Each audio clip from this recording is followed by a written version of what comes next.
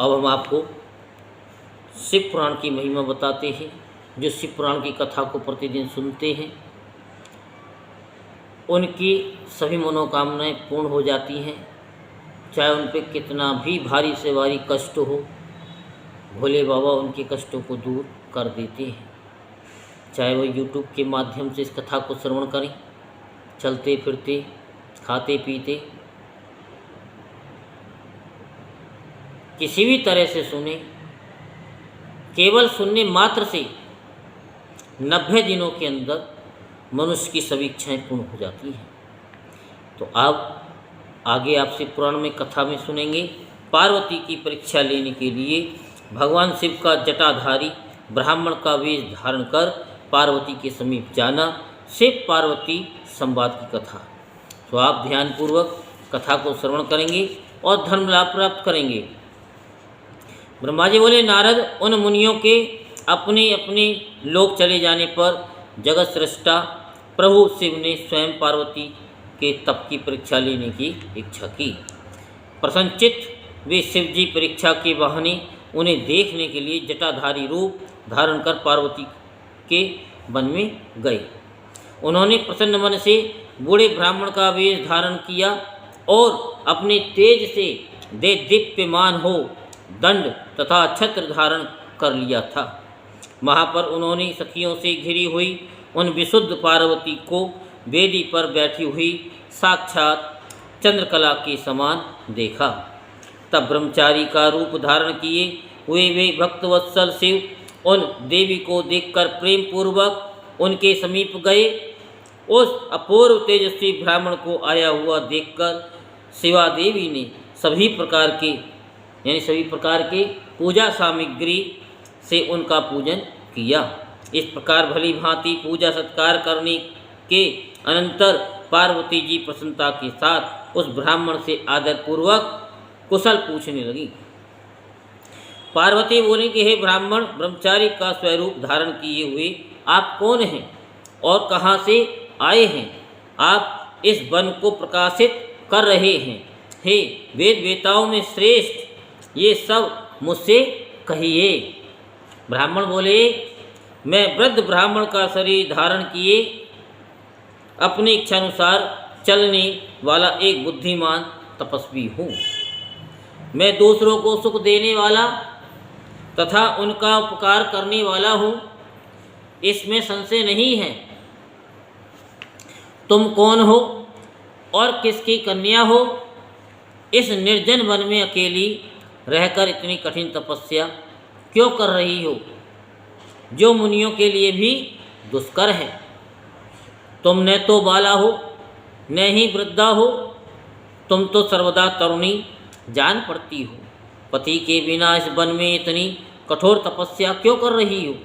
हे भद्रे, क्या तुम किसी तपस्वी की सहचारिणी हो जो इतनी घोर तपस्या में निमग्न हो?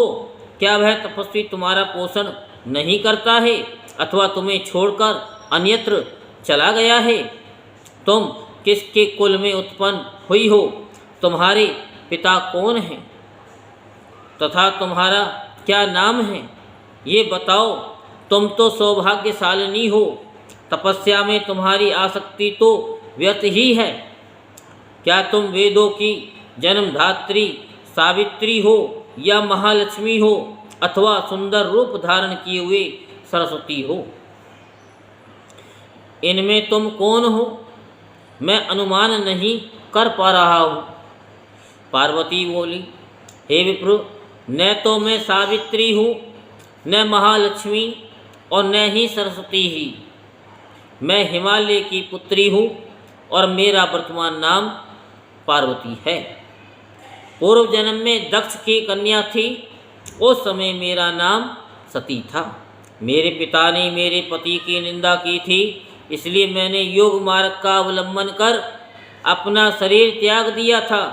मैंने इस जन्म में भी भाग्यवश शिव जी को ही प्राप्त किया, परंतु वे कामदेव को जलाकर मुझे छोड़ करके चले गए। हे विप्रो, शंकर जी के चले जाने पर मैं कष्ट से उद्विग्न हो गई और तप के लिए दृढ़ होकर पिता के घर से गंगा के तट पर चली आई। बहुत समय तक कठोर तपस्या करने के बाद भी मेरे प्राण वल्लभ सदाशिव मुझे प्राप्त नहीं हुए। इस कारण मैं अग्नि में प्रवेश करना चाहती थी, किंतु आपको देखकर क्षण मात्र के लिए रुक गई। अब आप जाइए। शिव जी ने मुझे अंगीकार नहीं किया, इसलिए मैं अब अग्नि में प्रवेश करूंगी। मैं जहाँ जहाँ जन्म लूँगी वहाँ भी शिव को ही वर रूप में प्राप्त करूंगी। ब्रह्मा जी बोले। इस प्रकार कहकर पार्वती ब्रह्मचारी द्वारा बारंबार निषेध करने पर भी अग्नि में प्रवेश कर गईं। पार्वती के अग्नि में प्रवेश करते ही उनकी तपस्या के प्रभाव से वह अग्नि उसी समय शीघ्र ही चंदन के समान शीतल हो गई। क्षण भर अग्नि में रहने के बाद जो ही वे दो लोक जाने को धत हुई, तब विप्र रूप से हंसते हुए उन सुंदरांगनी से सहसा पूछने लगे। द्विज बोले, हे भद्रे, तुम्हारी ये कैसी तपस्या है? मुझे तो तुम्हारी तपस्या का कुछ भी फल नहीं जान पड़ता। इस अग्नि ने तुम्हारे शरीर को भी नहीं जलाया और तुम्हारा मनोरथ भी प्राप्त नहीं हुआ। इसलिए हे देवी, सब प्रकार का आनंद प्रदान करने वाले मुझ विप्रवर के सामने तुम अपना मनोरथ ठीक से कहो। हे देवी, तुम पूर्ण रूप से इस बात को यथाविधि कह दो। परस्पर बातचीत से हमारी तुम्हारी मित्रता हो गई, अतः तुम्हें इस बात को गोपनीय नहीं रखना चाहिए। हे देवी, इसके पश्चात मैं पूछना चाहता हूँ कि तुम कौन सा वरदान चाहती हो? हे देवी, मुझे सारे वरदान का फल तुम ही में दिखाई पड़ रहा है। ये तपस्या यदि तुमने दूसरे के लिए की है तो वह सारा का सारा तुम्हारा तप व्यर्थ हो गया, और तुमने हाथ में रतन को लेकर के उसे खोकर पुनः कांच धारण किया। इस प्रकार की अपनी सुंदरता तुमने व्यर्थ क्यों कर दी? अनेक प्रकार के वस्त्र त्याग कर तुमने यह मृग चर्म क्यों धारण किया? इसलिए तुम इस तपस्या का सारा कारण सत्य सत्य बताओ, जिससे कि उसे सुनकर ब्राह्मणों में श्रेष्ठ मैं प्रसन्नता प्राप्त करूं। ब्रह्मा जी बोले, जब इस प्रकार उस ब्राह्मण ने पार्वती से पूछा, तब उन सुव्रता ने अपनी सखी को प्रेरित किया और उसके मुख से सारा वृत्तांत कहलवाया। तदंतर उस पार्वती से प्रेरित होकर पार्वती को प्राणों के समान प्रिय तथा उत्तम व्रत को जानने वाली विजया नाम की सखी उस ब्रह्मचारी से कहने लगी।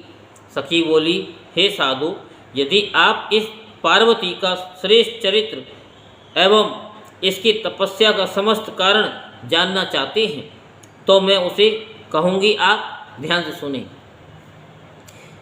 ये मेरी सखी पर्वतराज हिमालय की पुत्री है और पार्वती नाम से प्रसिद्ध है।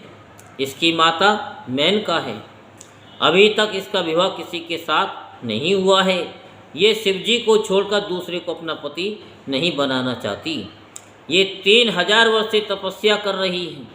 हे साधु, हे द्विजोत्तम, उन्हीं के लिए मेरी सखी ने ऐसा तप आरंभ किया है।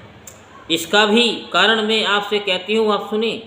ये पार्वती इंद्रादि प्रमुख देवताओं एवं ब्रह्मा विष्णु आदि को छोड़कर केवल पिनाकपाणी शंकर को ही पति रूप में प्राप्त करने की इच्छा करती हैं। हे द्विजो, तपस्या प्रारंभ करने के पूर्व मेरी सखी ने जिन वृक्षों को लगाया था उन सब में फूल फल आदि आ गए हैं। अतः प्रतीत होता है कि मेरी सखी के मनोरथ पूर्ण होने का समय आ गया है। ये मेरी सखी नारद जी के उपदेश अनुसार अपने रूप को सार्थक करने के लिए, अपने पिता के कुल को अलंकृत करने के लिए और कामदेव पर अनुग्रह करने के लिए महेश्वर के उद्देश्य से कठिन तप कर रही हैं। हे तापस, क्या इसका मनोरथ सफल नहीं होगा? हे द्विश्रेष्ठ, आपने मेरी सखी के जिस मनोरथ को पूछा था उसे मैंने प्रीतिपूर्वक कह दिया। अब आप और क्या सुनना चाहते हैं? ब्रह्मा जी बोले, हे मुनि, विजया के इस यथार्थ बात को सुनकर वे जटाधारी रुद्र हंसते हुए ये वचन कहने लगे। जटिल बोले, सखी के द्वारा जो ये कहा गया है वह तो परिहास मालूम होता है, परिहास मालूम पड़ता है। यदि ये यथार्थ है तो देवी अपने मुख से कहे। ब्रह्मा जी बोले, इस प्रकार जब जटाधारी ब्राह्मण ने कहा तब पार्वती देवी अपने मुख से ही उन ब्राह्मण से कहने लगी। पार्वती बोली, हे द्विजेंद्र, हे जटिल, मेरा समस्त वृत्तांत सुनो। इस समय मेरी सखी ने जो कुछ भी कहा है वह सब सत्य है, कुछ भी झूठा नहीं है। मैंने मन, वचन एवं कर्म से शंकर जी का पति भाव से वर्ण किया है। ये बात मैं सत्य कहती हूँ, असत्य नहीं है। मैं जानती हूँ कि दुर्लभ वस्तु मुझे कैसे प्राप्त हो सकती है, फिर भी मन की उत्सुकतावश मैं इस समय तप कर रही हूँ। ब्रह्मा जी बोले, इस प्रकार उस ब्रह्मचारी से कहकर गिरजा चुप हो गई। तब वे ब्राह्मण पार्वती की बात सुनकर कहने लगे। ब्राह्मण बोले, अभी तक मुझे ये बड़ी इच्छा थी कि ये देवी किस वस्तु को प्राप्त करने के लिए अत्यंत कठोर तप कर रही है। हे देवी, तुम्हारे मुख कमल से सारी बातें सुनकर और उसे जानकर अब मैं यहाँ से जाना चाहता हूँ। अब तुम जैसा चाहती हो वैसा ही करो। यदि तुम मुझसे इन बातों को न कहती तो मित्रता व्यर्थ हो जाती। कार्य तो होनहार के अनुसार होता है, इसलिए सुखपूर्वक उसे कहना चाहिए। ब्रह्मा जी बोले, हे नारद, इस प्रकार कहकर जो ही उस ब्राह्मण ने जाने की इच्छा की तभी पार्वती देवी प्रणाम करके उन द्विज से कहने लगी। पार्वती बोली, हे विप्रेंद्र, आप क्यों जा रहे हैं? ठहरिए और मेरे हित की बात कहिए। उनके ऐसा कहने पर वे दंडधारी रुक कर कहने लगे कि हे देवी, यदि तुम सुनने की इच्छा करती हो और भक्तिपूर्वक मुझे रोकती हो तो मैं तुमसे वह सब तत्व कहता हूँ जिससे उनके विषय में तुम्हें भली भांति जानकारी हो जाएगी। मैं गुरु प्रसाद से महादेव को अच्छी तरह से जानता हूँ। जो बात सत्य है उसको कह रहा हूँ, तुम सावधान होकर के सुनो। महादेव बैल की सवारी करते हैं, भस्म पोते रहते हैं, जटा धारण किए रहते हैं, व्याघ्र चर्म धारण करते हैं और हाथी का चमड़ा ओढ़ते हैं। वे कपाल धारण करते हैं तथा संपूर्ण शरीर में सांप लपेटे रहते हैं। वे विष पीने वाले, अभक्ष का भक्षण करने वाले, विरूपाक्ष और महाभयंकर हैं। उनके जन्म का किसी को पता नहीं है और वे ग्रस्तोचित भोग से सर्वदा रहित हैं। वे दिगंबर 10 भुजा वाले तथा भूत प्रेतों का साथ निवास करते हैं। हे देवी, तुम किस कारण से उन्हें अपना पति बनाना चाहती हो? तुम्हारा ज्ञान कहाँ खो गया है? इसे विचार कर मुझसे इस समय कहो। मैंने पूर्व समय में भी उनका भयंकर चरित्र सुना है। यदि तुम्हें उसे सुनने की इच्छा हो तो मैं कह रहा हूँ, उसे सुनो। पहले दक्ष कन्या साध्वी सती ने वृषभ वाहन शिव का वर्ण किया था। उसके साथ उन्होंने जैसा व्यवहार किया वह बात भी तुमने सुनी होगी। दक्ष ने स्वयं अपनी कन्या को इसलिए नहीं बुलाया कि वह कपाली की पत्नी है और यज्ञ में शिवजी को भाग भी नहीं दिया। इस अपमान से अत्यंत क्रुद्ध हुई सती ने अपने प्रिय प्राण त्याग दिए और उसने शंकर जी को भी छोड़ दिया। तुम सभी स्त्रियों में रतन हो और तुम्हारे पिता भी पर्वतों के राजा हैं। फिर उग्र तपस्या के द्वारा तुम इस प्रकार पति को क्यों प्राप्त करना चाहती हो? तुम स्वर्ण की मुद्रा देकर कांच क्यों ग्रहण करना चाहती हो और सुंदर चंदन को छोड़कर कीचड़ लगाने की इच्छा क्यों कर रही हो? सूर्य का तेज छोड़कर तुम जुगनू का प्रकाश क्यों चाहती हो और रेशमी वस्त्र को त्याग कर चमड़ा क्यों पहनाना चाहती हो? घर में रहना छोड़कर वन में रहना चाहती हो और हे देवेशी उत्तम खजाने को छोड़कर लोहे की इच्छा करती हो।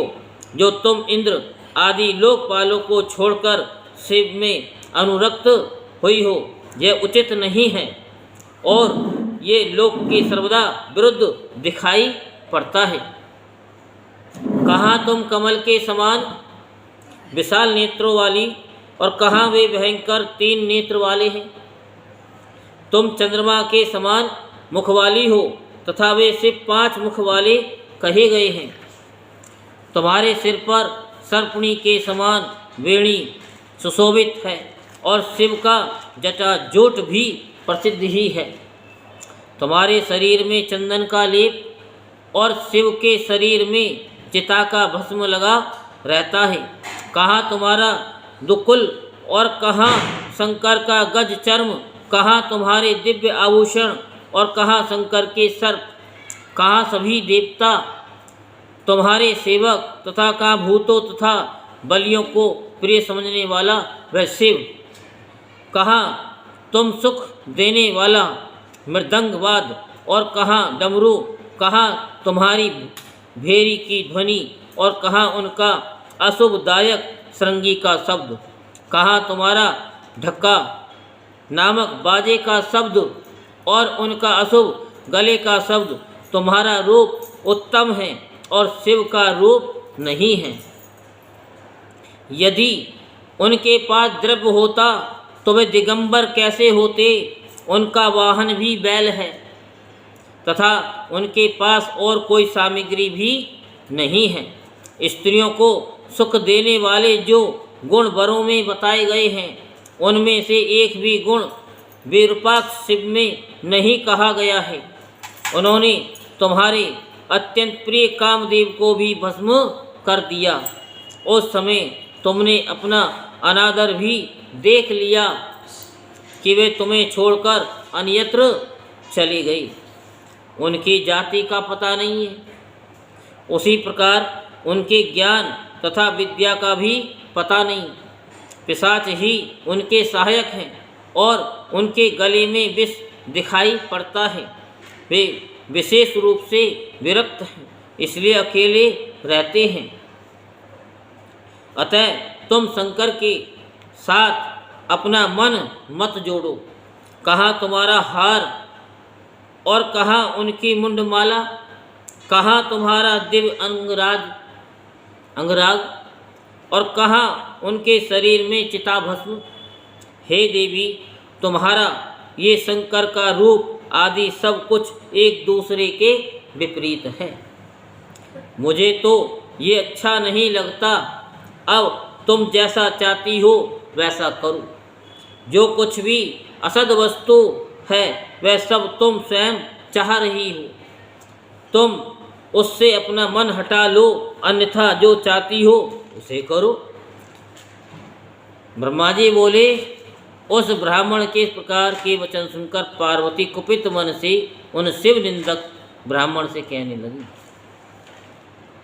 पार्वती बोली, मैं तो यही समझती थी कि ये कोई अन्य ही आया है, किंतु अब मैंने सब कुछ जान लिया है। क्रोध तो बहुत आ रहा है, किंतु ब्रह्मचारी होने से तुम विशेष रूप से अवध्य हो। हे देव, आपने जो कहा है उसे मैंने जान लिया, वह सब मिथ्या है। इसके विपरीत यानी इसके अतिरिक्त कुछ नहीं।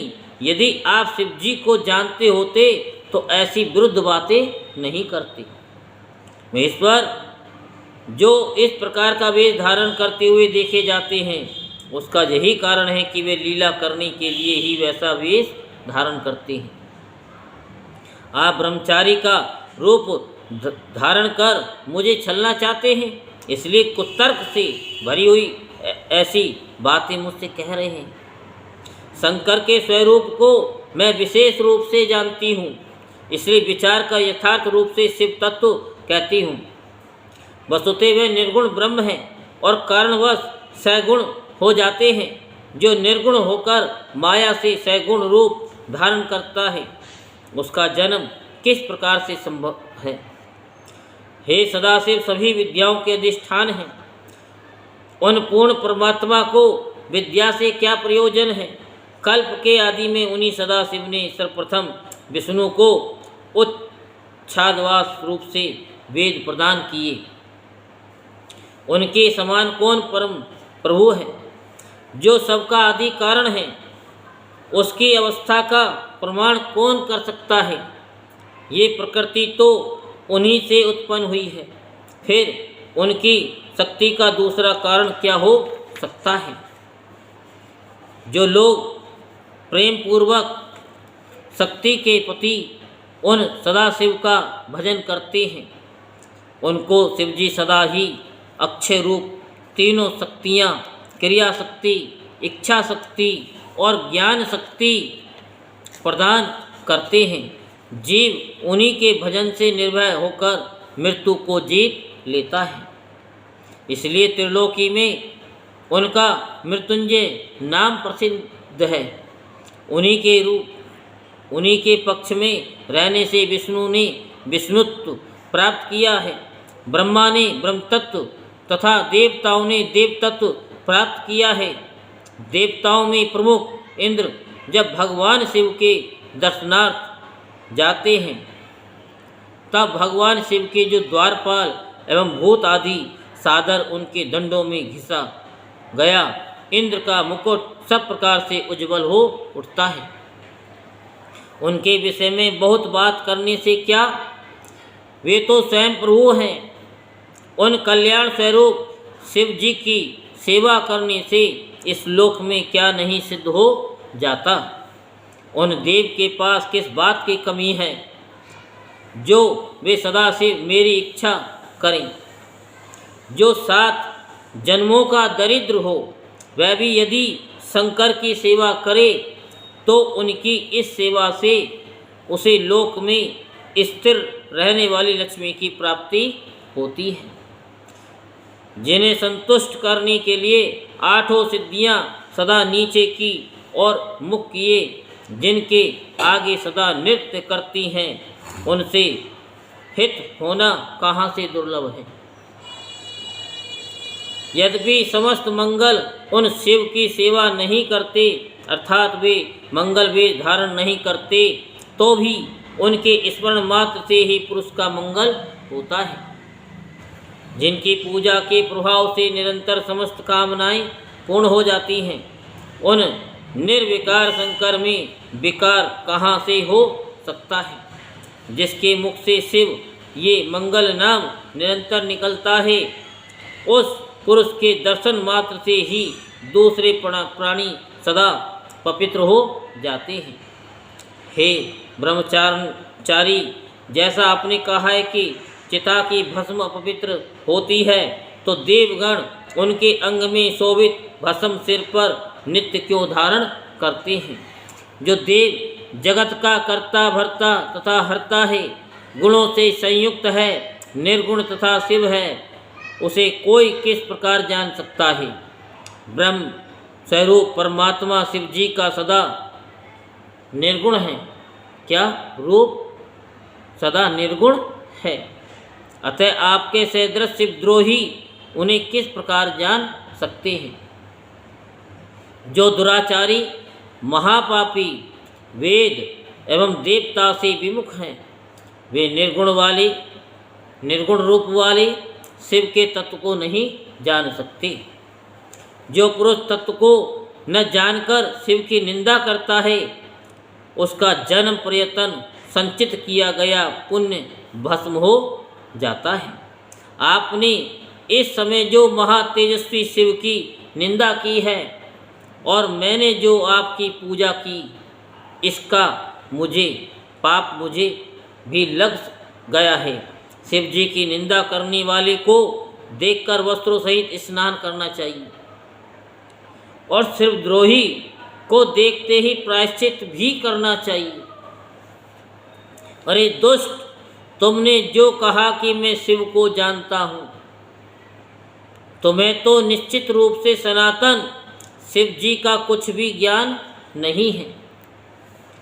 वे रुद्र चाहे किसी भी स्वरूप वाले हों, रूपवान वाले हों अथवा अरूपी हों, वे सज्जनों की प्रिय निर्विकारी प्रभु मेरे तो सर्वस्व हैं और मुझे अत्यंत प्रिय हैं।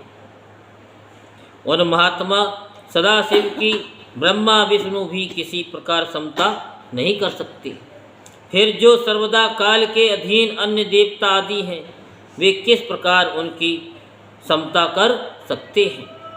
इस प्रकार अपनी सत्य बुद्धि से विचार कर मैं उन शिव की प्राप्ति हेतु तो वन में आकर घोर तपस्या कर रहा हूँ। वे ही परमेश्वर, सर्वेश्वर एवं भक्त वत्सल हैं। दीनों पर अनुग्रह करने वाले उन्हीं को प्राप्त करने की मेरी इच्छा है। ब्रह्मा जी बोले, हे मुनि, इस प्रकार वे गिरिराज पुत्री मौन हो गई और निर्विकार चित्त से पुनः शिव जी का ध्यान करने लगी। तदंतर वह ब्राह्मण पार्वती के इस प्रकार के वचनों को सुनकर पुनः जो ही कुछ कहने को दत्त हुआ, उसी समय शिव जी में मन लगाए हुए और शिव जी की निंदा से परांगमुख रहने वाली पार्वती अपनी विजया नाम की सखी से शीघ्रतापूर्वक कहने लगी। पार्वती बोली कि हे सखी, बोलने की इच्छा वाला ये द्विजात्मा यदि द्विजाधम यानी द्विज अधम पुनः शिव की निंदा करेगा, अतः इसे प्रयत्न पूर्वक रोको, क्योंकि केवल शिव की निंदा करने वाले को ही पाप नहीं लगता, अपितु जो उनकी निंदा को सुनता है वह भी पाप का भागी होता है। शिव भक्तों को चाहिए कि वे शिव निंदक का वध कर दे। यदि वे ब्राह्मण हैं तो उसका त्याग कर देना चाहिए और उस स्थान से अन्यत्र चले जाना चाहिए। ये दुष्ट पुनः शिव जी की निंदा करेगा, ब्राह्मण होने के कारण यह अवध्य है, अतः इसका त्याग कर अन्यत्र चलना चाहिए, जहाँ जाने पर ये उन्हें दिखाई न पड़े। अब इस स्थान को छोड़कर हम लोग अब दूसरे स्थान पर चले, जिससे इस मूर्ख ब्राह्मण से पुनः संभाषण न करना पड़े। ब्रह्मा जी बोले, मुनि, इतना कहने के अनंतर जो ही पार्वती ने अन्यत्र जाने के लिए अपना पैर उठाया, इतने में भी ब्रह्मचारी स्वरूप साक्षात शिव जी ने पार्वती जी को पकड़ लिया।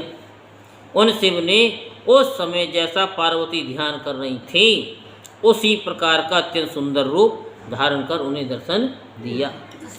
बोल शंकर भगवान की। और पुनः नीचे की ओर मुख की हुई पार्वती से वे शिव कहने लगी, हे देवी, तुम मुझे छोड़कर कहाँ जा रही हो? मैं तुम्हें नहीं छोड़ूंगा। मैं तुम्हारे ऊपर प्रसन्न हूँ। मेरे द्वारा तुम्हारे लिए कुछ भी अदेय नहीं है।